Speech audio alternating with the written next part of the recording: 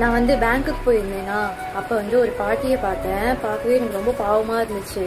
அவங்க வந்து பிஎஃப் காசு, அதாவது ஓஎஃப் காசு இதெல்லாம் எடுக்க வந்துருவாங்கல்ல, ஸோ அதுக்காக எடுக்க வந்திருந்தாங்க. இப்போ கூட 5000 கொடுத்தாங்கல்ல, அந்த மணியும் எடுக்கிறதுக்காக பேங்க்குக்கு வந்திருந்தாங்க. பார்த்தா ஆல்ரெடி அவங்க அக்கௌண்ட்டில் வந்து யாரோ அவங்க பசங்களாம் வந்து எடுத்துட்டாங்களாமா. ஒரே அழுக பேங்க்ல வந்து. ஸோ 10 நாள் சாப்பிடலை அப்படின்னு வேற சொல்லிட்டு இருந்தாங்களா. நமக்கு தான் வந்து இலகுன மனசாச்சே. அந்த பாட்டியை கூப்பிட்டு வெளியில வந்த உடனே என்ன பண்ணேன், எனக்கு ஒரு கஷ்டமா போச்சு. அவங்கள விட்டுட்டு வர எனக்கு மனசே இல்லை. ஸோ என்னால் முடிஞ்ச ஒரு காசை தொகையை வந்து அவங்க கிட்ட நான் ஏடிஎம்ல இருந்து எடுத்து கொடுத்தேன். கொடுத்த உடனே ரொம்ப அவங்க ஃபீல் பண்ணிட்டாங்க.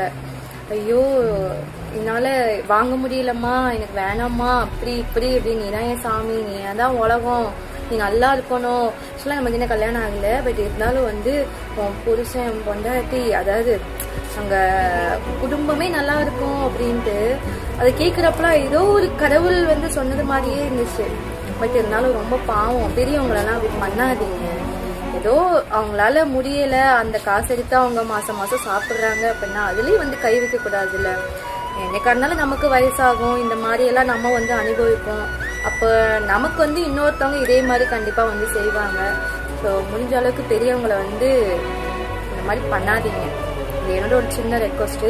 நான் காசு எடுத்து அவங்க கிட்ட என்கிட்ட ஒரு 300 ரூபாய் இருந்துச்சு, நான் எடுத்து கொடுத்துட்டேன். ஆனா அதில் நான் வீடியோல வந்து நான் எதுவும் காமிக்கல.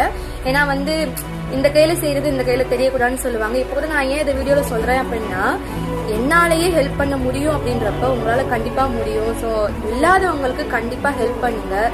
இல்ல அதாவது கோயிலுக்கு போய் ஒரு 10 ரூபாய் உண்டியல்ல போறத வெளியில கை நீட்டுறவங்களுக்கு கண்டிப்பா கொடுங்க. It's my wish. And thank you so much. யாரையும் வந்து ஹர்ட் பண்ணாதீங்க, பாவம். ஒன்று வாங்க சாமி.